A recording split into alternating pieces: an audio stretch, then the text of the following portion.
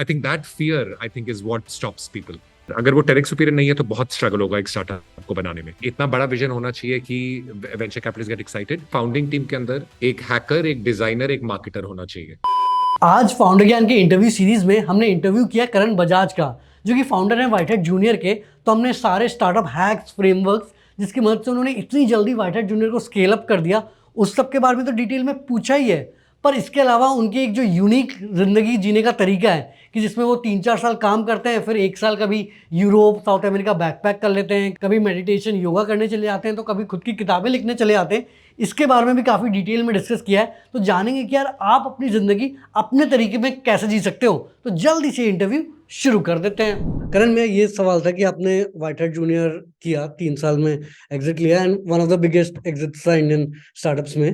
तो तब 300 मिलियन का कैश एग्जिट था, आपको 120 मिलियन के आसपास रिपोर्टेडली मिले, 90 मिलियन आफ्टर टैक्स, तो 600 करोड़ के आसपास कैश में ट्रांसफर हुए। तो इसके बाद इंसान का ये होता है कि यार सब कुछ मिल गया, मतलब there is nothing that you can aspire for. तो उसके बाद how do you see life, या how do you feel motivated once you have got everything that is there to get? It's a funny question Arnab. I think तो मैं थोड़ा सा लंबा answer देता हूँ। हाँ। बेसिकली मैंने 3 इंडस्ट्रीज, क्रिएटिव इंडस्ट्रीज बहुत क्लोजली देखी हैं। राइटिंग, क्योंकि मैं अपने नॉवेल्स लिखता रहा। देन टीवी इंडस्ट्री में डिस्कवरी का हेड था, तो वहां पे टीवी चैनल्स वगैरह लॉन्च करे। And film industry, TV industry को क्लोजली देखा, और फिर एक स्टार्टअप्स एंड खुद का स्टार्टअप करके। सो खुद का मतलब खुद की चीजें बना के मैंने ये 3 इंडस्ट्रीज बहुत क्लोजली देखी। एंड मैंने ये देखा कि कंसिस्टेंटली ऑल 3 इंडस्ट्रीज का मैथमेटिकली 90% फेलियर रेट रहता है for each of the industry के creative endeavours, despite the fact कि हर इंडस्ट्री के जो गेट कीपर है they are very very qualified people, जो देख रहे हैं कि कौन सा स्टार्टअप को फंड करें। This is funded startups, this is funded like published novels by Harper Collins, Random House, मतलब टॉप पब्लिशर्स। सब में 90% फेलियर रेट रहता है, right? So only 10%, so 90% novels will not make money, 90% startups will crash, 90% TV channels or movies actually don't recover their money. Only 10% is actually paying for the whole industry. So the reason I said that is कि when you start on this creative endeavor, कोई भी creative endeavor, and मैंने 3 novel लिखे, 4 किताबें लिखी हैं, like एक startup करा है, टीवी चैनल बनाए हैं, मैंने देखा है कि तुम्हारा स्टार्टिंग पॉइंट हमेशा ही होता है कि कोई एक बहुत पावरफुल मिशन होता है which actually captures your whole life, and you have the urge कि वो मुझे मिशन को एक्सप्रेस करना है। You actually don't think in terms of कि ये सक्सेसफुल होगा, बिकॉज अगर सोचने बैठो कि सक्सेसफुल होगा तो द प्रोबेबिलिटी ऑफ सक्सेस इतना कम है कि तुम you can't approach the thing with that lens कि I will be in the 10% जो पक्का वर्कआउट होगा। एंड मैंने बार बार वो चांसेस लिए, कई नॉवल चले, कई नॉवल नहीं चला, मतलब चलता रहा है पूरा टाइम। टीवी चैनल एक चला, दूसरा नहीं चला। This this pattern has been going on for me, right? तो anyway, so the starting point हर बार ये होता है कि कोई एक बहुत बड़ा मिशन होता है जो तुम्हें लगता है तुम्हें करना है। तो फॉर एग्जांपल मेरा तीसरा नॉवल में एक मिशन था कि मैं उस टाइम पे योगा, मेडिटेशन वगैरह सीख रहा था, और मुझे लग रहा था कि इसको एक बहुत थ्रिलिंग नॉवल के रूप में लिखूंगा ताकि बहुत लोग का इंटरेस्ट हो कि ये योगा मेडिटेशन वगैरह सीखने के लिए, राइट? तो उस टाइम पर I was so obsessed with that कि मैंने 3 साल आई वॉज बिंग, मेरा 60 टाइम्स रिजेक्शन हुआ, 61 times. I was just rejected by every publisher, every agent in the US again and again. And मैं हर बार वो इंप्रूव करता रहा, हर बार इंप्रूव करता रहा, हर बार इंप्रूव करता रहा कि एक दिन पब्लिश होगा वो। And then eventually Penguin Random House ने पब्लिश करा after almost 2 years of editing, finalisation, मतलब मैं इंप्रूव करता रहा। सिमिलरली जब व्हाइटहेड जो स्टार्ट करा था, तो आई थिंक एक वो बहुत स्ट्रॉन्ग मिशन था कि kids should be creators and builders. That was the idea कि कोडिंग करके दे विल क्रिएट थिंग्स एंड हमेशा के लिए will be creative. And I was very kind of obsessed by the mission. So the reason I said that is कि like I don't want to say cliched answer कि money doesn't matter, but actually होता है कि the mission becomes so important to you that irrespective of success, failure, money, not making money, you have to kind of do it. So I think अगर मैं whitehead junior का case देखूं तो I think that 2 or 3 things that are happening. One is कि एक level पे मुझे लगता है वो जर्नी पूरी तरह कंप्लीट नहीं हो पाई। स्टार्टअप का बहुत जल्दी मैंने एग्जिट करा, और उसके बाद I couldn't bring, like all said and done, I couldn't bring the mission that I had in mind to life, right? So I think there is one sense of an incomplete kind of journey. So that's the reason I'm kind of starting another company, मतलब another दोबारा startup कर रहा हूँ। दूसरा level पर I'm very interested in the environmental health space now, मतलब like public sectors में मेरा बहुत interest है, so I'm looking at a tech and public sector space. So again, that mission is very overpowering. I want to do it, express myself through the mission. And then I think तीसरे case में वो India में एक concept है, वो धर्मा type का एक concept है, नॉट कर्मा बट धर्मा, की a tree has to be a tree, a river has to be a river. It can't help, मतलब वो, it can't say कि मैंने बहुत fruit दे दिया, मुझे आराम करना है. मतलब they have to express themselves through growing and bearing fruit. अगर if you're a tree, that's your destiny. मतलब तुम कुछ कर नहीं सकते. In a way मुझे लगता है कि मेरा एक destiny है कि I just want to keep creating things. तो नॉवल लिखा, बुक लिखा, टीवी चैनल बनाया, फिर स्टार्टअप करा, फिर एक और स्टार्टअप करूंगा, फिर I think it's my, in a way I have just accepted कि मेरा डेस्टिनी है to keep creating things. Sometime it will work, some most cases it won't, as the so I think because of all this reason I feel very motivated. अभी I am very interested in ESG space, environmental health space में. तो उस space में मैं एक company खोल रहा हूँ. अभी अभी मेरा बुक लॉन्च हुआ है. तो I think I just want to keep creating things. So I think that's the reason. या तो यहाँ पे वही सवाल आता है कि अभी आप ऑफ कोर्स इतने सारे एक्सपीरियंसेस के बाद काफी नॉलेजेबल हैं एंड काफी आपको पता है कि यार मैं अभी ये कर रहा हूँ, उसका ये कर रहा हूँ, फिर ये करूंगा. बट ओवरऑल ये होता है कि जैसे कि आपने भी एक नॉर्मल आईएम से मतलब normal in middle class family की तरह आपने एमबीए किया एंड फिर नॉर्मल जॉब करी. तो यहाँ पे मोस्टली यही करते हैं हमारे इंडिया में. But how did you then break off from the rat race? क्योंकि अपने को ये होता है जैसे कि आपका एक 414 मॉडल भी है, वो भी थोड़ा एक्सप्लेन कीजिए. बट मेरा फंडा ये कि वंस आप आईएम जाते फिर आपका रैट रेस है कि यार इस पोजीशन में जाना है, इस साल इस पोजीशन में, देन इतनी salary and all. Then how did you break off from that race? मैं तो कह रहा हूँ बहुत मुश्किल था. तो मतलब अब बहुत क्लियर हो गया कि क्या हो रहा था. तो अगर मैं थोड़ा सा बैकग्राउंड दूं, 2008 में सबसे पहली बार मैंने अपना जॉब छोड़ा था. तब आई वाज 29 years old. तब तक बहुत, as you rightly said, common उसमें था. आई एम बैंगलोर से, आई ग्रेजुएटेड. उसके बाद Procter and Gamble I join. वहां पे इंडिया में था, सिंगापुर में था, यूएस में गया पीएनजी के साथ. तो ठीक ठाक करियर अच्छा चल रहा था, काफी अच्छा ग्रोथ चल रहा था. फिर 2008 में जब मैंने पहली बार डिसीजन लिया कि मुझे ये लग रहा था कि जो अभी लाइफ है वही लाइफ 20 साल के बाद भी वैसे ही होगी. अभी मैं वटेवर, मैं सीनियर मैनेजर हूँ, फिर मैं सीनियर वीपी बन जाऊंगा. मतलब एक बहुत प्रिडिक्टेबल पैटर्न लग रहा था लाइफ का. And something was bothering me कि ये this can't be the full life. And I didn't know उस टाइम पे कि मैं क्या और करना चाहता हूँ. ऐसा कोई ये नहीं था कि इस जॉब से दूसरे जॉब में जाना है. तो मैंने डिसाइड करा था कि मैं छोड़ूंगा अपना काम और बैकपैक पर करूंगा. तो I decided to backpack across South America, Brazil, Peru. बहुत मतलब बचपन से कोई अजीब सा एक इंटरेस्ट था कि मुझे अमेजोन क्रॉस करना है ब्राजील से पेरू बोट पे. तो मैंने तो उस टाइम में मेरे दिमाग में ये आया कि अगर अभी नहीं करूंगा तो कभी नहीं करूंगा. And I made the decision. उस टाइम पे जब डिसीजन लिया, it was very tough because काफी चीजें थी, राइट. मेरे पेरेंट्स, आई वाज 29, तो पेरेंट्स बोल रहे थे कि शादी शादी करो. एंड तुम अमेरिका में हो, मतलब ये नहीं कि अमेरिकन बन गए हो, तुम इंडियन हो. तो इंडियन, ये सब अमेरिकन लोग करते हैं, इंडियन लोग नहीं करते. So so obviously there was the parental pressure. Then PNG, Procter and Gamble is a bit of a one way door. अगर तुमने छोड़ दिया तो वापस लेंगे नहीं. तो मैनेजर भी बोल रहे थे कि आप अच्छा कर रहे हो इतना कंपनी में, एक बार छोड़ दोगे तो दोबारा वापस आ नहीं पाओगे. तो उस टाइम पे हार्ड था.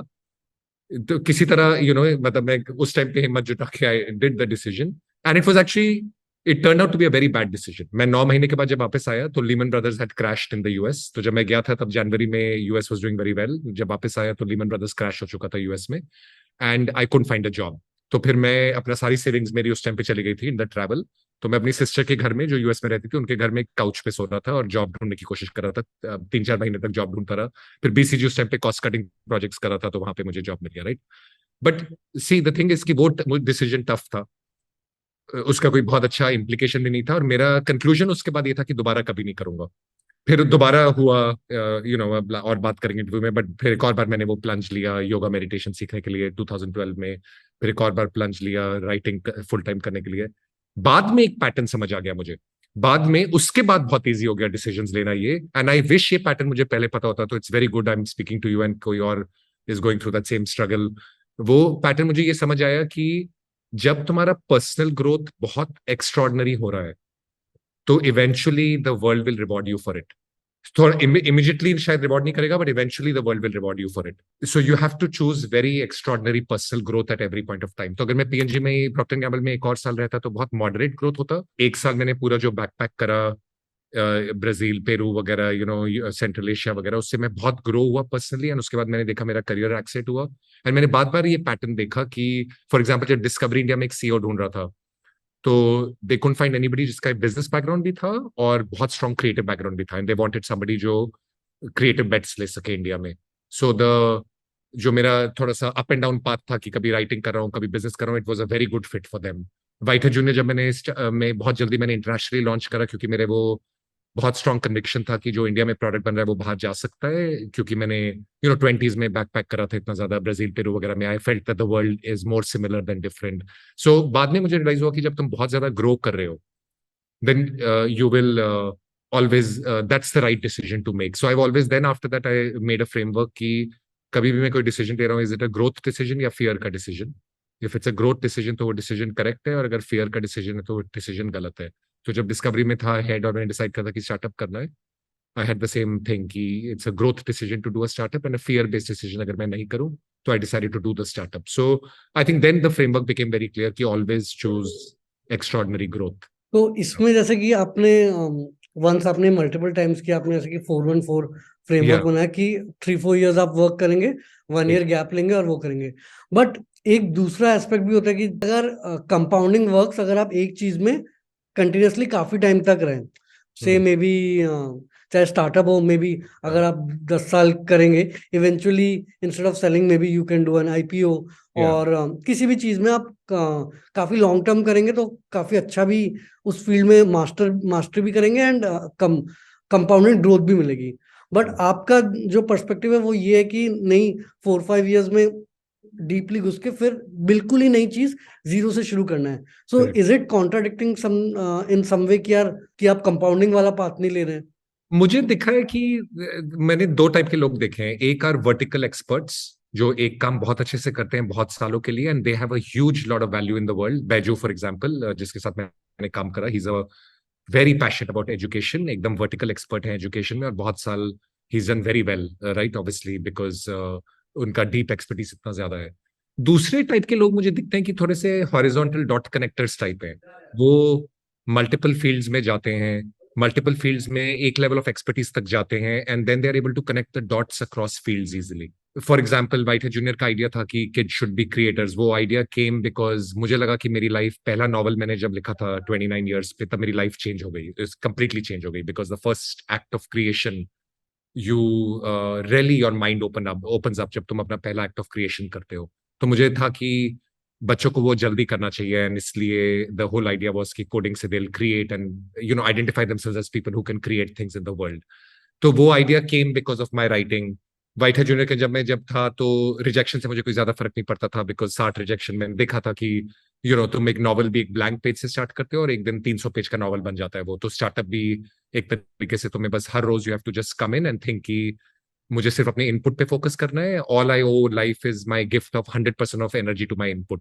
आउटपुट पे नहीं, मुझे 100% एनर्जी इनपुट पे फोकस करना है, एक दिन it will turn into something. तो आई थिंक वो हुआ ये कि डिस्कवरी में जैसे मैंने कहा कि combination of business and so कई लोग का आई थिंक डेस्टिनी है to be a bit of a horizontal dot connector. Multiple fields में एक लेवल ऑफ एक्सपर्टीज तक जाओ और फिर वो फील्ड्स के डॉट्स कनेक्ट करके नए नए model make new models that nobody else can think of. So I think दोनों का रोल है, बहुत बहुत अच्छा रोल है दोनों का I think, and you just have to follow your heart. मतलब मेरा इंस्टिंक्ट हमेशा ये था कि I just want to keep learning things, and so I just kind of kept taking plunges when I felt कि मुझे नई चीजें सीखनी चाहिए। Yeah. तो यहाँ पे आपने एक चीज बोली कि फॉलो योर हार्ट, और समथिंग लाइक कि आप what do you want to do, या आपके कोर वैल्यूज क्या हैं, Yeah. कि दिस इज, ये 3 है तो इन 3 Yeah. चीजों या ये 2 चीजें ये करने को मैं ये चीजें करनी है। Yeah. एक क्वेश्चन ये आता है कि एक जनरल स्टूडेंट हो या यूथ हो, उनके ऊपर इतना ज्यादा चाहे इधर का प्रेशर उधर का प्रेशर होता है, they are not able to discover themselves. एक Yeah. फंडा ये भी तो होना चाहिए कि आपको पता होना चाहिए कि यार मुझे ये पसंद है, यार this is my core values. And वो आई गेस आपको भी आफ्टर एमबीए आफ्टर पीएनजी आपको समझ आया। तो हाउ डू यू डिस्कवर कि व्हाट यू एक्चुअली आर? तभी तो दूसरे वो है स्टेप्स ना ले एक पाएंगे ना। फेमस सेइंग कि एक्शन लीड्स टू इन्फॉर्मेशन। सो वो like it's true for business, मतलब स्टार्टअप में भी यही है कि जल्दी जल्दी लॉन्च करो तभी इन्फॉर्मेशन आता है to make things better. Similarly I think life में भी यही है कि action leads to information. So act करोगे तो इन्फॉर्मेशन आता है। तो see I don't know core values वगैरह, मतलब मैं जैसे बोल रहा हूँ ना कि 2008 में I didn't really have a core value कि मैं लाइक बहुत बड़ा डिसीजन, ऐसा कोई बहुत प्लान डिसीजन नहीं था कि travel, adventure, writing is very important part of my life. I felt the urge and I did it, and then I realized later कि it's a core part of how then you basically get deeper into it. So I have basically I think action leads to more information about yourself. अगर same काम predictable काम हर रोज करते रहोगे तो you're not I guess, generating enough action to get more information about yourself. When you start plunging into things that are like, you start plunging into action that reveals a lot about yourself, right? जैसे जो मैंने एक साल backpack करा, उसके बाद फिर again job अच्छा करने के बाद मैंने एक साल योगा मेडिटेशन सीखा. Like that action led to so much information about myself कि उसके बाद define होता गया, and things became easier and easier. After that, things became easier and easier to take these chances.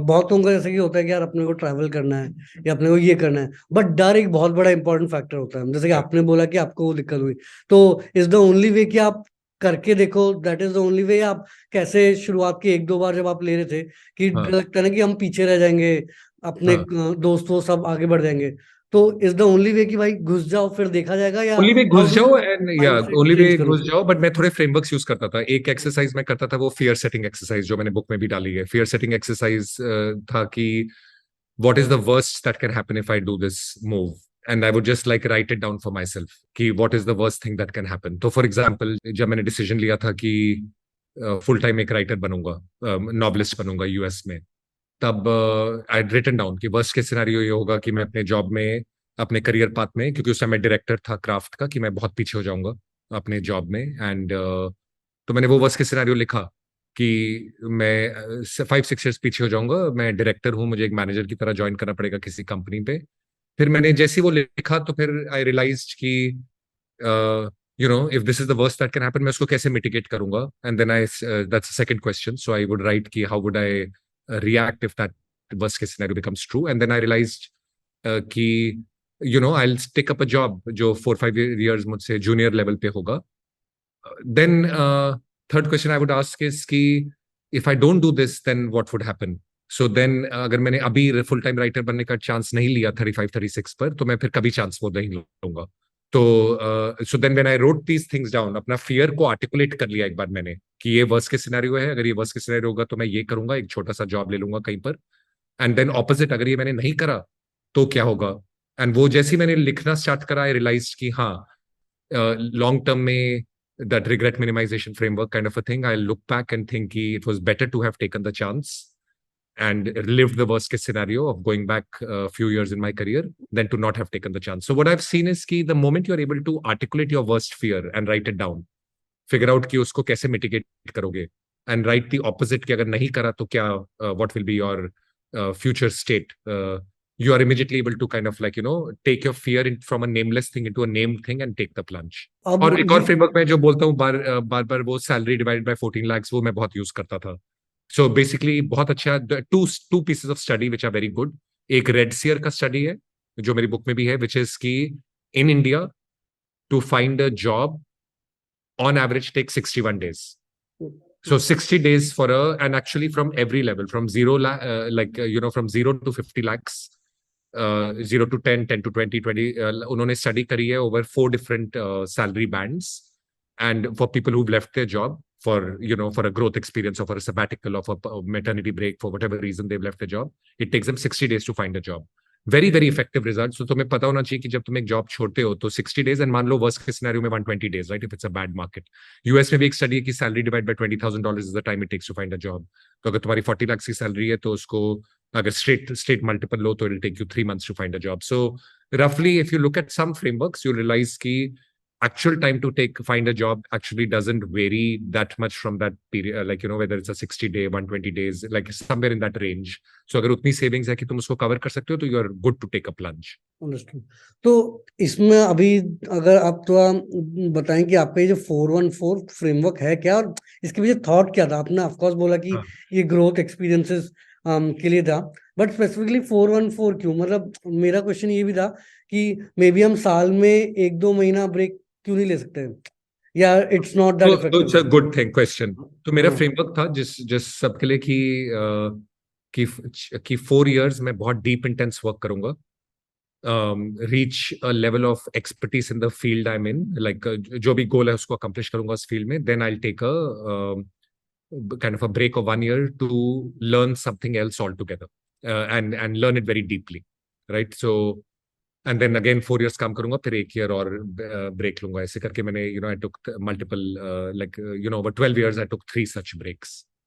The reason I came up with this 4-1 formula for myself was कि कि you need 4 years of intense work to reach some goal, some level of goal, that you've set in your domain, right? So, for example, जब मैंने ये decide करा था कि योगा सीखूंगा 2012 में, तो I done 4 years of very deep work in my professional career in my brand management, reached quite a senior position. I was a senior director at a very young age in craft, so I'd reached some level of a senior position.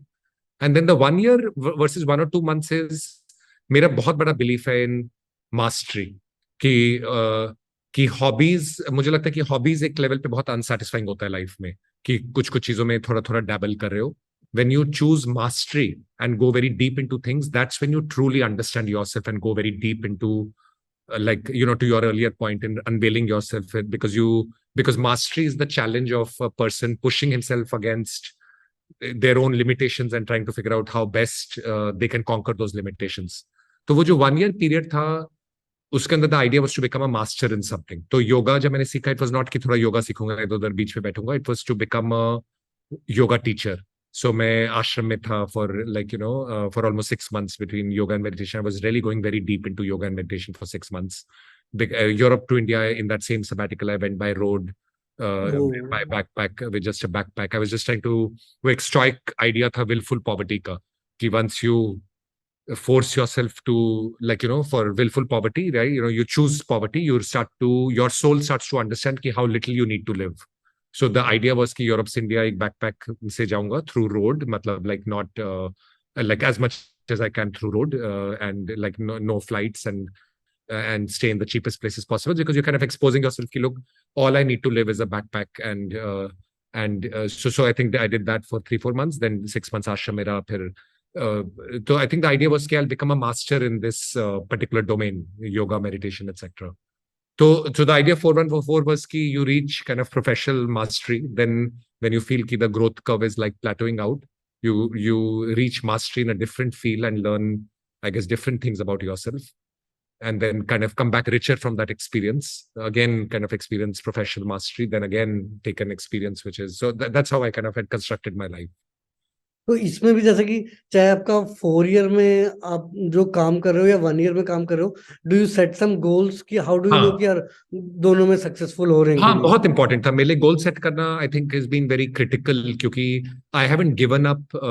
See, I never went, like this sabbatical thing, I didn't want it to become I didn't want to become a frivolous person कि थोड़ा काम कर रहा हूँ फिर छुट्टी ले रहा हूँ. मतलब I wanted to be somebody जो अपने लिए, अपने स्टेक होल्डर्स के लिए बहुत डीपली डिलीवर करके फिर छोड़ के आगे निकलूंगा, टाइप ऑफ अ थिंग. तो for example, as I said कि हर पीरियड के लिए गोल था. तो आई थिंक राइटिंग के पीरियड में जब मैं एक सबैटिकल लिया था to become a full time writer, तब गोल था कि I would get publish internationally. तब तक मेरी 2 नॉवेल्स थी, keep off the grass, Johnny gone down, जो इंडिया में पब्लिश हुई थी. तीसरा novel the seeker, I wanted it to publish internationally by the top publishing house, to make sure कि I had gain true depth as a writer, as a novelist.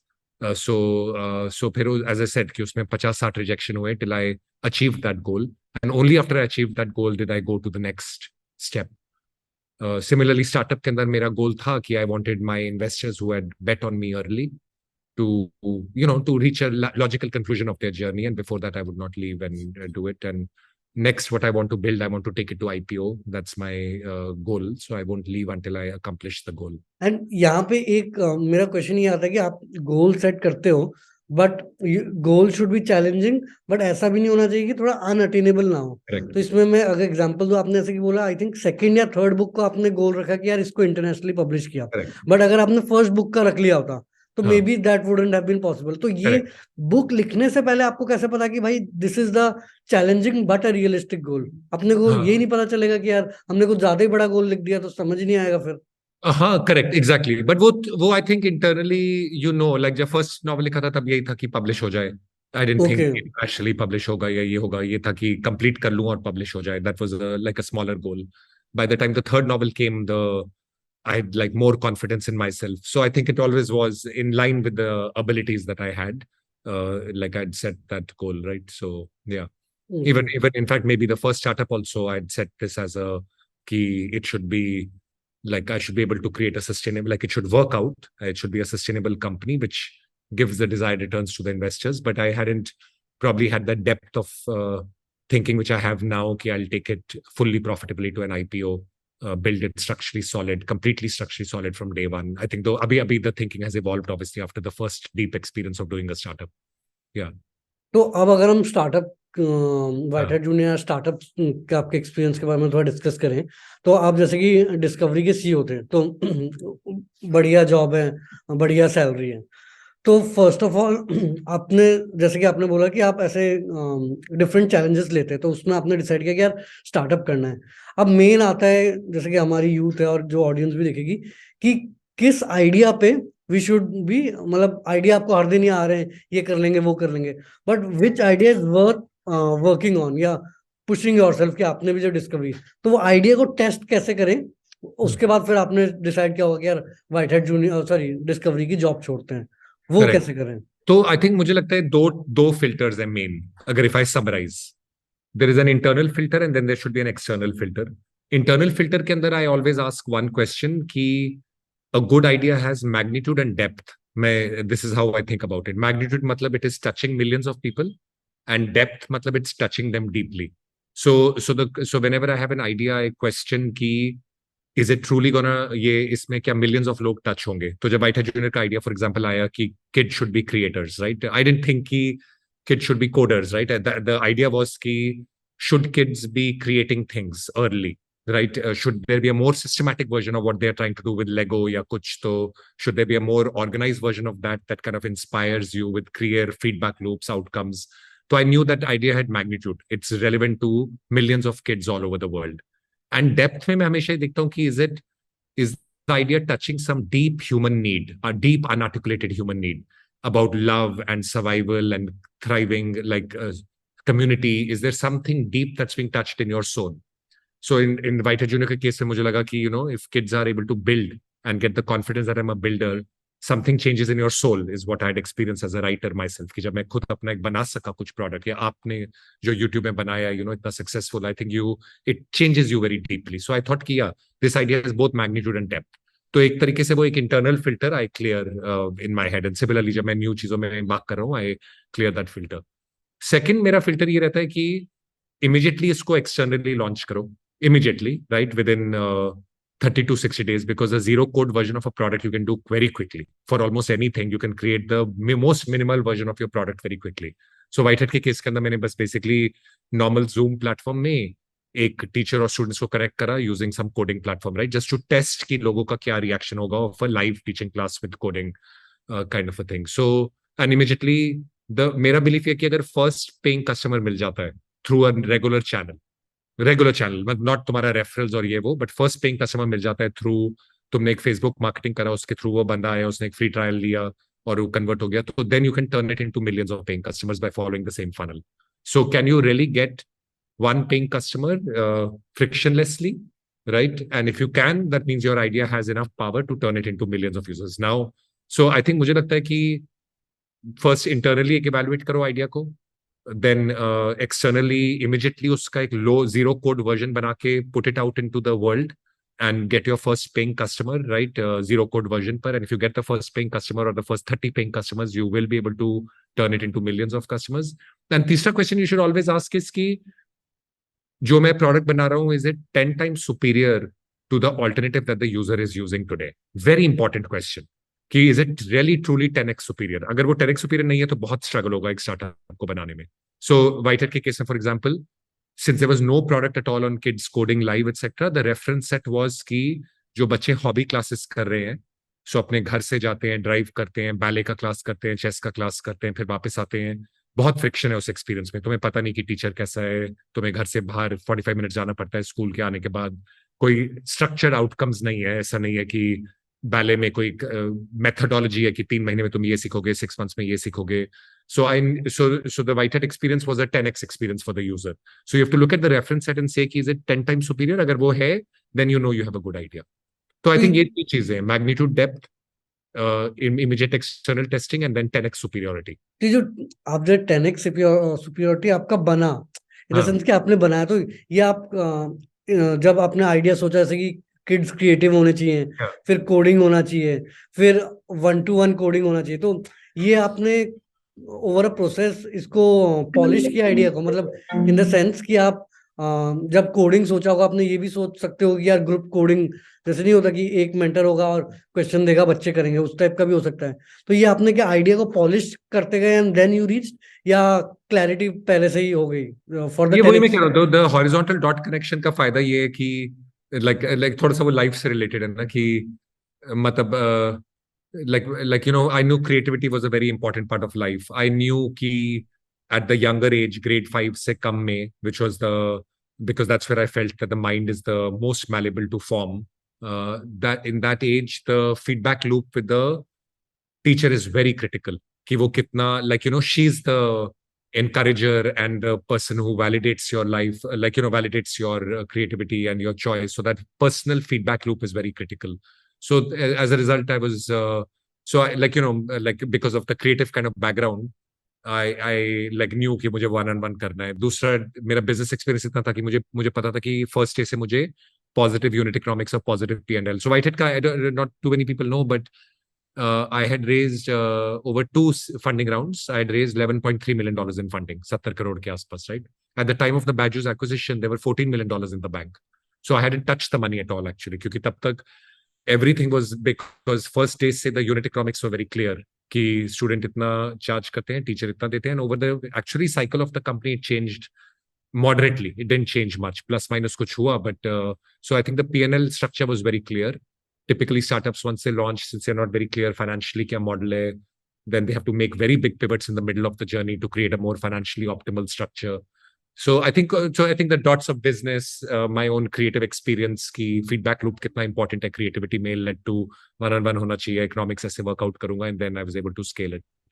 I think that's a bit of an advantage of like doing multiple things in your life, I guess, coming together. यहाँ पे ऐसा आपने बोला कि आपने बहुत जल्दी test कर दिया, जो कि यूजुअली हाँ, फाउंडर्स कर नहीं पाते, कि मतलब वो पहले फंडिंग उठाते हैं and then they try to build it out. right, but right, आपने जल्दी टेस्ट कर दिया। बट जल्दी तो आपने जूम और फेसबुक एड्स के थ्रू कर दिया कि इट वर्क्स, बट correct. आपका तो पूरा टेक कंपनी इवेंचुअली बना। एंड आई एम अज्यूमिंग आप टेक वाले मतलब सीटीओ टाइप्स वो नहीं हो। तो नहीं, तो टेक को फाउंडर के बिना आपने टेक स्टार्टअप कैसे बनाया? क्योंकि काफी यूथ का क्या आइडिया तो अपने पास मस्त है बट टेक्नोलॉजी नहीं आती है, करेंगे कैसे? तो मेरा भी I also didn't know technology at all. मुझे सो अगेन प्रोटोटाइप तो बहुत easy, zero code solution almost मुझे लगता है हर चीज का है। कोई भी आइडिया है उसका एक जीरो कोड सोल्यूशन होगा जो आप टेस्ट कर सकते हो quickly, but after that you have to build a tech company. मुझे लगता है the ideal process if you don't have a tech co founder is build a zero code prototype, get results, raise a minimum amount of funding that could be anything from $250,000 to whatever $2 million, right? Bare amount of seed funding you should raise immediately, and then hire not a CTO because वो मिलना बहुत मुश्किल होता है, right? A top CTO or a top technical talent, they want to risk mitigate, right? कि मतलब they if they are not building their own company, they want to have a certain structure in terms of salary, etc. वो मिलना almost impossible. Even with my background, I was discovery head, etc. I didn't even try to find a CTO, right? क्योंकि I couldn't afford 1 crore of salary or whatever जो भी salary होगा CTO का. And you should basically get a strong kind of engineering graduate and teach yourself deeply. मतलब तुम्हें coding नहीं सीख पाओगे, मतलब enough to create a stable tech product, but you learn to ask the right questions, which समझ is जाओगे so you क्या can चल ask the रहा right questions, and then fear निकाल देना चाहिए माइंड से कि मुझे टेक पता नहीं है। I think that fear, I think, is what stops people, right? They think कि मुझे कोडिंग आती नहीं है। I guess the right thing to have in your mind is कि the tech is a manifestation of your vision, right? Like the technology is the manifestation of your vision. So you have everything that you need to ask the right questions to create a tech product. And for that, I think so my first engineering hire, I had one front end and back end engineer, jinka salary was about 9.5 lakhs, 7 and 9.5 lakhs. So just to give you a sense, right? Whitehead ka first product was built by engineers who were jinka salary 7 lakhs per annum and 9.5 lakhs per annum. No big CTO or this or that.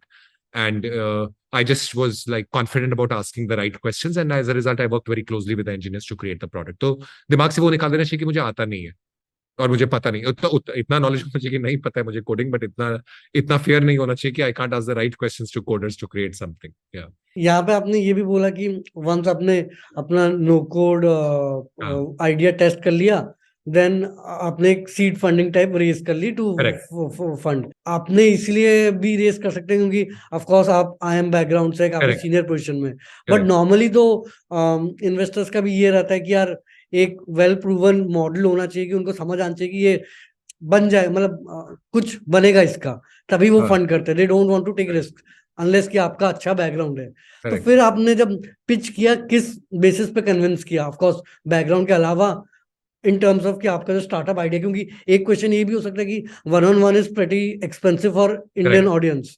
Correct. तो कैसे करके आपने pitch किया कि आपको इतनी जल्दी, and I had heard कि आपने कुछ ऐसे डिटेल पीपीटी वीपीटी के बिना भी आपको जल्दी फंडिंग मिल गई थी, तो वो कैसे किया? नहीं, ऐसे डिटेल पीपीटी बनाया था। So after this hmm. Doing this zero code prototype and having the conviction myself, I made a presentation. उस in that thing there were 30 paying users, 30 to 40 paying users थे। So I'd done the test over 200 or 300 people, out of which 30 people were paying users, right? For this product overall. उसके बाद I would say कि yes, the background makes it easier. Definitely, I can't deny that. Obviously, I am background and discovery head and all that, and my professional background made it easier. 30 venture capitalists को जो मैंने reach out करा, उस 30 venture capitalist के अंदर से I got 27 rejections. So okay. ऐसा नहीं है कि कि बैकग्राउंड होने की वजह से सब लोग थे कि हाँ पैसे ले लो, मतलब ऐसा भी नहीं था। एंड तीन finally I got 3 offers only. तो 3 ऑफर मुझे मिले। एंड वो 3 ऑफर ओनली नहीं, मतलब 3 ऑफर्स अच्छे थे। नेक्सस का था एंड ओमिडियर का ऑफर था एंड एक और वेंचर का मैट्रिक्स का ऑफर था। तो आई 3 ऑफर्स उस टाइम पर। एंड बट 27 लोगों ने रिजेक्ट भी करा था। सो द प्रेजेंटेशन नाउ, मुझे लगता है कि एक प्रेजेंटेशन के अंदर 2 क्वेश्चन तुम्हें ढंग से आंसर करने हैं। One is a really big and obvious vision for tomorrow, कि कल का मेरा जो विजन है वो बहुत बड़ा और बहुत एक्सपेंसिव है। सो मेरा ये विजन था उस टाइम पे कि every kid will be a creator in this world, right? So it should be, इतना बड़ा विजन होना चाहिए कि वेंचर कैपिटलिस्ट गेट एक्साइटेड।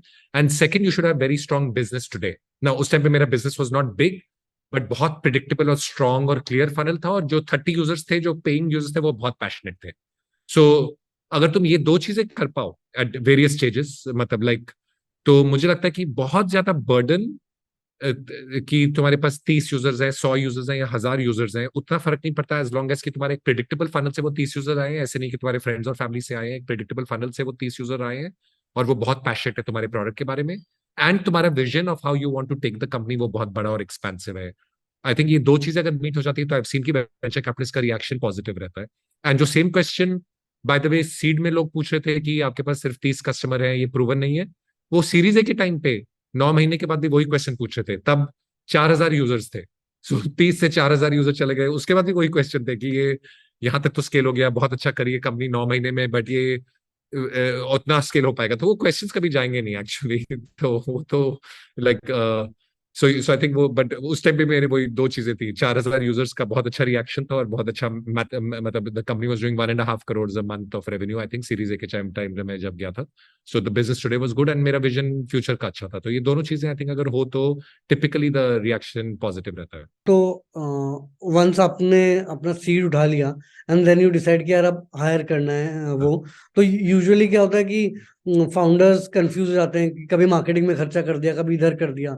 सो आपने तो इतनी बड़ी कंपनी में काम किया जिसमें यू हैड ऑल द, मतलब राइट। सारे डिविजन्स में सारे लोग थे, रिसोर्सेज थे, तो यूटिलाइज। यहाँ पे जब आपके पास लिमिटेड फंडिंग थी, आपको कैसे आपने फिगर आउट किया कि यार इन टाइप ऑफ एम्प्लॉयज चाहिए या ये चाहिए टू सीड से फिर नेक्स्ट लेवल में जाने के लिए?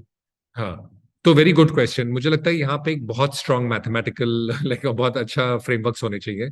तो मेरे 2 फ्रेमवर्क थे। वन इज की फाउंडिंग टीम के अंदर एक हैकर, एक डिजाइनर, एक मार्केटर होना चाहिए। So some combination of hacker, designer, marketer. Hacker is the coder जो एक्चुअल प्रोडक्ट को कोड करेगा। मार्केटर इज अ पर्सन जिसके पास बहुत स्ट्रॉन्ग यूजर इनसाइट है एंड उसको कम्युनिकेट करना आता है, फेसबुक वगैरह जो भी मार्केटिंग टूल्स हैं, ताकि तुम यूजर्स का टेस्ट लगातार कर सको। एंड डिजाइनर जो टिपिकली फाउंडर होता है, designer is not graphic designer but की who has the design of the whole product in mind, कि ये पूरा प्रोडक्ट ऐसे एंड टू एंड फ्लो करेगा। टिपिकली जो एक फाउंडर होता है वो 2 रोल मैक्सिमम कर सकता है। लाइक इन माय केस मैं डिजाइनर था, मार्केटर था, मतलब मेरे दिमाग में था कि प्रोडक्ट का फ्लो ऐसा होना चाहिए एंड टू एंड। एंड मतलब मार्केटिंग था। सो आई बिल्ट, मेरे मेरे अराउंड, मतलब मैंने जो टीम बिल्ड करी उसके अंदर 3 हैकर थे, एक back and engineer, front end engineer, VP of engineering और जो करिकुलम के लोग थे जिन्होंने करिकुलम बनाया, 3 लोग, जिसको मैं डिजाइनर कहूंगा, राइट, और I was the marketer in the team. तो ये 7 लोग का टीम था। टिपिकली मैंने देखा कि फाउंडिंग टीम 7 से 10 से ज्यादा नहीं चाहिए एक्चुअली, क्योंकि हैकर, डिजाइनर, मार्केटर कॉम्बिनेशन इन 7-10 लोगों में मिल जाता है। बट ये तीनों चीजें चाहिए, एक फुल प्रोडक्ट विजन, एक कोडिंग का एबिलिटी, और एक marketing, like truly business building marketing का एबिलिटी। ये पहला रूल। दूसरा रूल मेरा ये था कि जब तक मैं अपना product market fit criteria hit नहीं करूंगा, तब तक मैं बिल्कुल स्केल नहीं करूंगा। तो white head junior is actually first 7 months में टीम में 10 लोग थे। पहले 7 महीने में सिर्फ 10 लोग थे, बिकॉज मैंने क्राइटेरिया सेट करा था 50-50-50। हमारा नेट प्रमोटर स्कोर 50 होना चाहिए, हमारा referral as a percentage of revenue 50 होना चाहिए, और हमारा रिन्यूअल रेट 50 होना चाहिए। तो ये तीनों मेट्रिक जब तक मीट नहीं होंगे तब तक प्रोडक्ट अच्छा नहीं है। क्योंकि अगर एनपीएस 50 नहीं आ रहा है, रेफरल नहीं हो रहा है उतना कि लोग बाकी लोग को बता रहे हैं, और रिन्यूअल रेट, क्योंकि प्रोडक्ट का वो सब्सक्रिप्शन मॉडल था, अगर रिन्यूअल रेट नहीं है तो प्रोडक्ट तैयार नहीं है। तो तब तक मैंने बहुत टाइट रखा एक्सपेंसेस बर्न। महीने का बर्न वो 7 to 10 lakhs a month only. For the 7 lakhs a month था मेरा बर्न फॉर फर्स्ट 7 मंथ्स। उसके बाद if you think of white head junior, 7 महीने से लेके 18 मंथ्स पे it went from 10 people to almost 5,000 people, right? And from like 12 teachers to 15,000 teachers, because when the product market fit is hit and then you scale, तो scaling में गलतियां होती हैं, वो तो ऑब्वियस है, बट यू रियलाइज कि जब तुम स्केल करना स्टार्ट करते हो विद प्रोडक्ट मार्केट फिट, तुम्हारा एक्चुअली कैश फ्लो पॉजिटिव रहता है, और जनरली पॉजिटिव ट्रेंडिंग रहता है, प्रॉफिटेबिलिटी स्ट्रांग रहता है, फंड रेस करना बहुत ईजी होता है। प्रोडक्ट मार्केट फिट के बिना स्केल कर दो तो सब कुछ बर्बाद हो जाता है, बिकॉज जो पैसा है वो बहुत जल्दी जल्दी बहता है, स्ट्रॉन्ग इंटरनल मेट्रिक्स नहीं होते, everything becomes very hard. So I think ये दो प्रिंसिपल मुझे लगता है कि कोई भी नया कंपनी स्टार्ट कर रहा है तो हैकर, डिजाइनर, मार्केटर का कॉम्बिनेशन रखो, और तब तक आइटरेट करते रहो प्रोडक्ट को यूजर्स के साथ, जब तक you don't hit very strongly defined कि मेरा प्रोडक्ट मार्केट फिट मेट्रिक्स है। और यही आपने इन्वेस्टर्स को भी कन्वे किया था कि जब तक ये हिट नहीं होंगे तब तक हम स्केल नहीं करेंगे, दो यू हैड फंडिंग। हाँ, बट वो एक्चुअली ऑपोजिट था। उस टाइम पे इन्वेस्टर्स जो कि मेरे बहुत अच्छे थे इन्वेस्टर्स, नेक्सस एंड ओमिडियर, बट मुझे सब लोग ये बोल रहे थे कि क्योंकि 7 महीने तक टीम में बढ़ा नहीं रहा था, तो सब लोग मुझे बोल रहे थे कि 1.3 मिलियन, 10 करोड़ रेस करा है, 7 लाख का बर्न है, इतना स्लो किसी कंपनी को उन्होंने बनते हुए नहीं देखा। और मुझे बोल रहे थे कि आप तो डिस्कवरी के हेड रह चुके हो and you are operating like मतलब एकदम कॉलेज ग्रेजुएट, राइट, कि टीम बनानी नहीं आती आपको, टीम नहीं बना पा रहे हो। बट मेरे दिमाग में बहुत क्लियर था कि कुछ है ही नहीं स्केल करने के लिए अभी, राइट। अगर क्योंकि मेरा पहला एनपीएस 23 था, 23 था, अब 23 एनपीएस पे बैठ के बहुत बड़ी टीम बना दो, कोई देयर इज नो वायरलिटी। तब referral as a percent of revenue मेरे ख्याल से 15% था पहले महीने में, रिन्यूअल रेट भी 25% था। तो आई थॉट कि बहुत लीकी बकेट है इसको स्केल करना। तो I actually was almost the opposite. मुझे लोग बोल रहे थे कि मतलब मैं बहुत धीरे काम कर रहा हूँ और ये वो, बट एक्चुअली वर्किंग बहुत हार्ड काम कर रहा था, लेकिन there is nothing to scale. तो तो अभी भी, आई मीन, नया स्टार्टअप भी I am working with the same principle कि फंडिंग का कोई ऑब्वियसली प्रॉब्लम नहीं है आपके पास, लेकिन आई एम वेरी फ्रूगल अभी। हम अब तो आई गेस आपका खुद का कैपिटल भी है टू करेक्ट, करेक्ट। इन्वेस्ट। हाँ, तो बट वो फ्रूगल रहना, the principle has to be the same. छोटा कैपिटल है, बड़ा कैपिटल है, प्रोडक्ट मार्केट फिट नहीं है तो स्केल करोगे तो you will pay the price.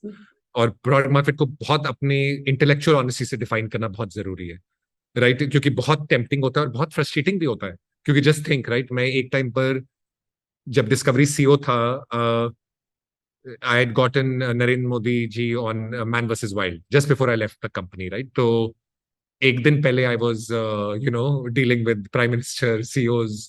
अगले दिन बैठ के तुम 7 महीने तक आई वॉज जस्ट कॉलिंग, दिन में 60-70 कॉल यूजर को कि कोडिंग क्लोज खरीद लो, 4,000 रुपए का है, ये है, वो है, मतलब उनको समझाना कि क्यों कोडिंग लेना चाहिए बच्चों के लिए, क्यों वो, it's a very tough process, right. किसी के लिए भी, मतलब मेरे लिए क्या, किसी के लिए भी तुम सडनली एक एक अच्छी खासी पोजीशन में हो, अगले दिन तुम एक छोटे से ऑफिस में बैठे हुए हो, कॉल पे कॉल करी जा रहे हो, लोग कॉल, सारे लोग कॉल काटते हैं, फिर कोई बोलता है वापस कॉल करो, कॉल नहीं उठाते हैं, बहुत मुश्किल है, right, to get the whole engine going. So I think मतलब वो in the initial months are tough for everybody. वो जो 6-7 महीने तो हमेशा टेम्पटिंग रहता है कि जल्दी से कुछ कर दो, but till you are not intellectually, तुम्हारे मैट्रिक्स नहीं हिट हो रहे हैं, बहुत पेन होता है स्केल करना। तो ये जो आपने जो मैट्रिक्स है वो खुद से किए थे डिजाइन, या कुछ इसमें कुछ फ्रेमवर्क था, कैसे पता चलता है कि? नहीं, ये कोई फ्रेमवर्क है नहीं ऐसा, लाइक मतलब कोई ऐसा 50-50-50 वाज वेरी पर्टिकुलर। एनपीएस 50 तो होना ही चाहिए सबका, बट द मॉडल के लिए हमारा framework on referral as a percent of revenue मेरे इंपॉर्टेंट था because of the particular economics of the company, and then तो वो मैंने खुद डिफाइन करा था। आई थिंक ये एज आई वाज सेइंग कि मेरा पहले दिन से फाइनेंशियल मॉडल बहुत क्लियर था कि ग्रॉस मार्जिन कितना है, कंट्रीब्यूशन मार्जिन कितना है। एंड तो ये इंपॉर्टेंट है मुझे लगता है। अगर किसी फाइनेंशियल, ऑब्वियसली पहली टीम में फाइनेंस का बंदा इतना स्ट्रांग होना मुश्किल होता है, तो एक एक्सटर्नल कंसल्टेंट है, मैंने बुक वगैरह में अपने ब्लॉग में नाम दिए हुए हैं एक्सटर्नल कंसल्टेंट्स के, उनको यूज करके फाइनेंशियल मॉडल बहुत क्लियर बना देना चाहिए कि अपना contribution margin, gross margin target है, मतलब 15-20% कंट्रीब्यूशन मार्जिन हिट करने के लिए क्या चीजें चाहिए तुम्हें। एंड वो फिर बहुत deeply you have to control it, right. मैं जो भी मैं अभी even with my money now and like the ability to fund my thing, मैं सेम डिसिप्लिन से कर रहा हूँ कि 5-6 लोग की टीम है टिल द टाइम। एंड इस मेरे जो नया मॉडल है उसके अंदर कन्वर्जन परसेंटेज बहुत इंपॉर्टेंट है, तो आई am very kind of clear कि वो हिट होना पड़ेगा, उसके बिना मैं टीम नहीं बढ़ाने वाला, राइट। कोई फायदा नहीं है बढ़ाने का टाइप से। और एक ये भी था कि जैसे डिस्कवरी में आपकी सैलरी बहुत ज्यादा होगी, हाँ, यहाँ पे आपने I am assuming come salary में किया होगा। फंडिंग के बाद भी फिर आपको सैलरी कम रखनी पड़ती है, या कैसे आप डिसाइड करते हो? क्योंकि प्रीवियस एक्सपीरियंस के हिसाब से तो आपकी salary should be good even in startups, now that आपने फंडिंग भी आप ही ने रेज करी है, तो उसमें करेक्ट। आप कैसे सेट करते थे अपनी सैलरी, या कैसे मुझे स्पेशली? लगता है कि दो मेन प्रिंसिपल्स है, राइट। कि एक तो ये है कि यू हैव टू थिंक कि not your market salary but equivalent role का मार्केट सैलरी। सो अगर फॉर एग्जांपल अगर मैं एक 7-10 लोग की टीम लीड कर रहा हूँ, द अपसाइड की वो 10 से 10 हजार बन सकती है एक दिन कंपनी, वो अपसाइड तुम्हें इक्विटी में मिल रहा है। बट सैलरी तुम्हें मिल रही है अपना डेली काम करने के लिए। वो डेली काम you have to kind of normalise it to market में क्या है। सो मैंने अपना पहला salary, if I am not wrong, 40 lakh रखा था in after raising funding, right. I given my discovery salary was 10 times more than that, right? So I can't charge myself market value because discovery में I was running a running business with 250 people strong P&L. यहाँ पर I was running a business with 10 to 20 people. वो भी मुझे over पे लग रहा था कि 40 लाख भी बहुत ज्यादा एक्चुअली, राइट। वो बट इतना बड़ा कट था डिस्कवरी से कि I didn't want to be tense all the time also, right. कि मतलब सब कुछ एकदम वो लाइक एटलीस्ट सम बेसिक खर्चे वर्चे चल रहे हैं टाइप घर के। तो so I taken a 90% cut, but it was on the assumption कि करंट जो मेरा जॉब है वो तो 10-15 लोग को लीड करके कुछ बनाने का है। That is not like a 4 crore job, right. That is a 20-30, मतलब whatever you define it, and then the upside is all in the equity, right, not in the salary. And then founder ka salary also sets the benchmark for the first set of hires in the company, right? The first set ki, in a way that's the CEO salary agar itna hai to bakiyon ka kitna hona chahiye, and people start to value equity more.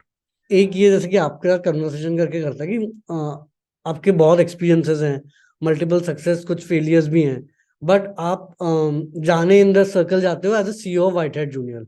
उसमें भी आपका जैसे कि discuss करके हमको पता चला कि विजन काफी अच्छा था, बट डू यू थिंक कि जो इतना नेगेटिव प्रेस मिला वहां पे कुछ गलतियां होंगी? कि दो आपका आइडिया काफी अच्छा था, आपने एग्जीक्यूट इनिशियल लेवल पे भी बहुत बढ़िया किया, रिटर्न भी आपको मिला, इन्वेस्टर्स को मिला, एम्प्लॉयज को मिला, बट फिर जब मीडिया में देखते हैं कि white head junior, of course अब तो एक्विजिशन हो गया है, बट तब भी कि मे बी मार्केटिंग कैंपेन्स बहुत ज्यादा पुशी मार्केटिंग कैंपेन थे, वुल्फ गुप्ता आ गया, चिंटू आ गया, तो वो आपका पूरा जो स्टोरी है उसको एक गलत डायरेक्शन में लेके जाता है, या कुछ गलतियां हो जाती है?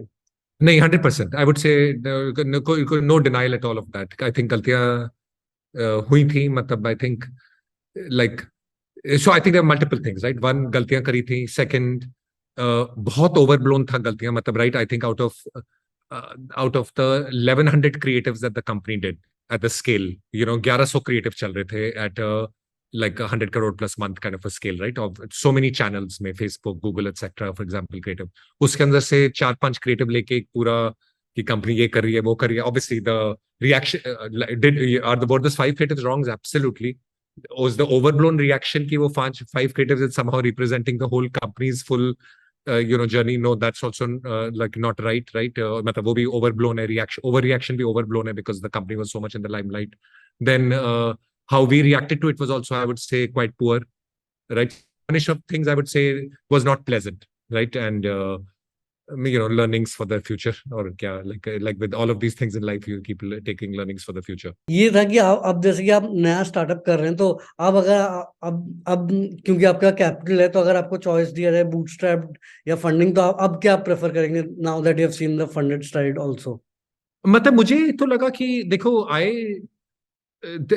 so I think even a funded startup can have a bootstrap discipline. So I think that's one point of a thing, right? The bootstrap discipline of a can be built into a funded startup very well.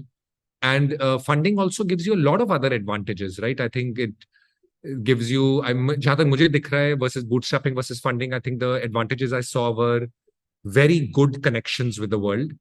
Even with my discovery head position, I wasn't like even remotely as well connected जितना मुझे Nexus और Omidyar से, Owl से, मेरे जो early investors से, उनसे connections मिला to all over the world. So I think that was a very big advantage. And third, when your model is successful, first product market fit आता है, देन एक पीरियड ऑफ टाइम होता है जब scaling inefficient होती ही है. You can't avoid it, क्योंकि तुम्हें समझ ही नहीं आ रहा कि कौन सा, लाइक जब जब प्रोडक्ट मार्केट फिट तक you can be very very tight, but जैसे ही वो मेरा 50-50-50 फॉर एग्जांपल हिट हुआ और स्केल करना स्टार्ट करा, वो इनिशियल पीरियड में कुछ भी कर लो इनएफिशिएंट रहेगा, क्योंकि द लॉजिक टिपिकली इज कि first you do an exercise with people, then you do it with the process, then you do it with the product. This is the 3 step kind of journey. तो initially तुम, because you trying to understand कि कैसे scale करना है, you put people against the task, then you start to realize कि हाँ, there is a very strong process that is emerging, and then you try to build it into your tech and product. So in that period of time, you go from a little bit of inefficiency to efficiency. In that period, again, funding is helpful versus bootstrapping, because that will constrain your ability to scale. तो 2-3 advantages मुझे funding के दिखते हैं versus bootstrapping, and I think you can still run with that same frugality and discipline. अभी जैसे कि आपने already 3 books लिखे हैं, 4th बुक रिसेंटली आया है, जो कि of course startup and life के आपके एक्सपीरियंसेस के बारे में. बट मेरा सवाल ये था कि may be a college going student या जो फर्स्ट जॉब कर रहा है, 25 इयर्स ओल्ड, ये इंटरव्यू देख रहा होगा, ही मे, उसके कुछ सपने हैं जो मे बी कर पा रहा है, नहीं कर पा रहा है, उसको आप क्या एडवाइस देंगे कि he wants to do something but he is not able to do, चाहे सोसाइटी के प्रेशर से हो या डिफरेंट हो, उसको अपना वो जो क्या होता है टू बी वन सेल्फ, उस टाइप के बनने का आपका क्या वो एडवाइस रहेगा? मेरा एक ही एडवाइस रहेगा कि मतलब I think you will always face in your crossroads, you will always have a decision to make on either choosing growth or fear. वो like, and if you simplify everything in your life, you realize कि there'll always be a crossroad जहां पर तुम्हें लगेगा कि there is a growth decision जो थोड़ा सा tough और challenging और stretching है, और एक fear based decision है, which is कि which will kind of keep you a little bit in your comfort zone and all, right? Short term में the fear based decision always ends up becoming more pleasant because it keeps you where you are. Long term में the world will always reward the growth decisions. So whenever you're at the crossroad, always choose a decision of growth versus a decision of fear. And I think that would be my advice to even myself, right? Because अगर मैं, so I think that would be my first kind of real advice कि always take a decision of growth. अगर मैं वो 28 पे वो backpacking का decision नहीं लेता, उसके बाद मैं अपना पहला नॉवल नहीं लिखता, उस पहले नॉवल की वजह से मैं शायद एक कंपनी नहीं बनाता, right? So first decision of growth led to more decisions of growth again and again. First advice. Second advice मेरा ये है कि you should create something early. अपना खुद का कुछ बनाना अर्ली बहुत जरूरी है, क्योंकि मैंने जो अपनी लाइफ में साइकिल देखी है कि तुम जब अपना पहला क्रिएशन का एक्ट करते हो, तो उसके अंदर जो भी लाइफ का लर्निंग्स है वो पूरा उस क्रिएशन के एक्ट में डाल देते हो. फिर जब तुम दूसरा क्रिएशन का एक्ट करने बैठते हो, तो तुम्हें रियलाइज होता है कि कुछ है ही नहीं, मुझे और एक्सपीरियंसेस गैदर करने हैं कुछ नया करने के लिए, कुछ नया बनाने के लिए.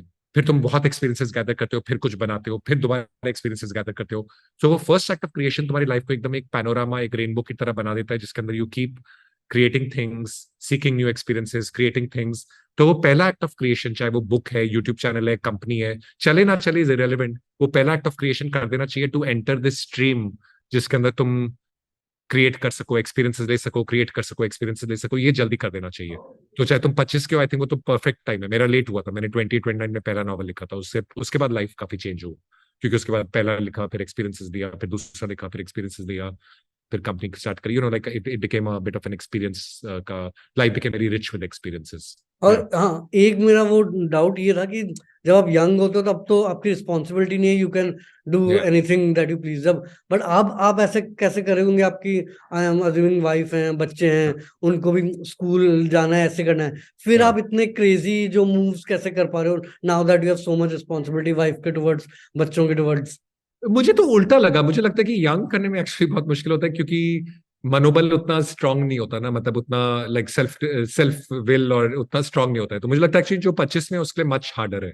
By the time you hit my age, you मतलब एक तरह से यू आर शेमलेस, राइट? तुम्हें पता है कि तुम्हें अपने पाथ पे चलना है, और रिलेटिवली तुम कुछ देखते नहीं हो, किसी का ज्यादा सुनते नहीं हो, आई थिंक वो स्ट्रांग होता है। But I think having said that, मेरे बच्चों के बाद एक्चुअली रिस्क एपेटाइट बहुत ज्यादा बढ़ गया ऑपोजिट होने के बजाय, क्योंकि व्हाट हैपेंड वाज कि मैं आई वुड ऑलवेज आस्क कि मैं अपने बच्चों को क्या एडवाइस करूंगा इस केस में। एंड मैंने देखा कि मैं हमेशा उनको यही एडवाइस करूंगा कि भाई यू टेक द प्लंज। तो आई वाज लाइक, अगर वो बच्चों को मैं एडवाइस करूंगा, बच्चे तो वही देख रहे हैं जो मैं कर रहा हूँ, so I have to live that life. And मैंने देखा कि बच्चे बहुत फ्लेक्सिबल हैं इस मामले में, राइट। तो अभी जब से हम लोग ने, अभी मैं 1 साल कोस्टा में रह के आया, तो बच्चे जो भी थे स्कूल में थे बॉम्बे में, तो दे मूव्ड एंड एक छोटे से फॉरेस्ट में, मोंटेबर्डे नाम की एक छोटा सा एक फॉरेस्ट में, एक वो विलेज का स्कूल है, स्पेनिश स्कूल वो भी। तो वो वहां पर पढ़े 1 साल और बहुत खुश थे। तो मतलब किड्स को they have to kind of you have to, and they were happy. And then I think उनका अपना एक तरीके से काफी माइंड एक्सपैंड हुआ वहां जाकर, स्पेनिश स्कूल में पढ़ रहे थे। और लाइक तो आई थिंक वो, like I think you should follow your path, and बच्चे are like they'll benefit if you're living a very rich life, and अगर नहीं कर रहे हो तो they'll actually in some ways I think not benefit as much.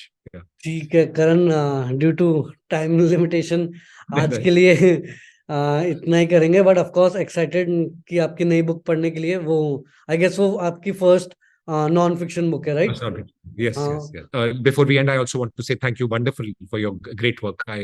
आपने जब reach out करा, मैंने इंटरव्यूज आपके देखे, बहुत अच्छा काम कर रहे हैं आप, so thank you for that. बिल्कुल करण, थैंक्स कि आपने टाइम दिया। एंड मैं भी काफ़ी एक्साइटेड हूँ बुक पढ़ने के लिए। आपके अगेन यूट्यूब वीडियोस और वो सब तो काफ़ी देखा है, but excited to read the book. And hopefully आप ये वाला स्टार्टअप और भी ज़्यादा सक्सेसफुल हो, एंड आईपीओ होगा तो जनरल हमारे जैसे इन्वेस्टर्स भी आएंगे मार्केट में। आप एंड बहुत जल्द मिलते हैं new thank you very learnings much. के साथ। Thank you. Thank you, thanks. Thank you. Okay, तो ये था इंटरव्यू करण बजाज के साथ। आई होप आपको काफ़ी कुछ सीखने को मिला होगा।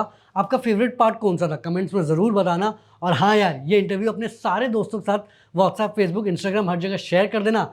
चैनल को भी पक्का से सब्सक्राइब करके घंटा दबा देना, ताकि आप ऐसे इंटरव्यूज़ ना मिस करें। और आगे हम ऐसे ही डिटेल्ड इंटरव्यूज़ लेके आएंगे इंटरेस्टिंग एंटरप्रेन्योर्स के साथ। धन्यवाद।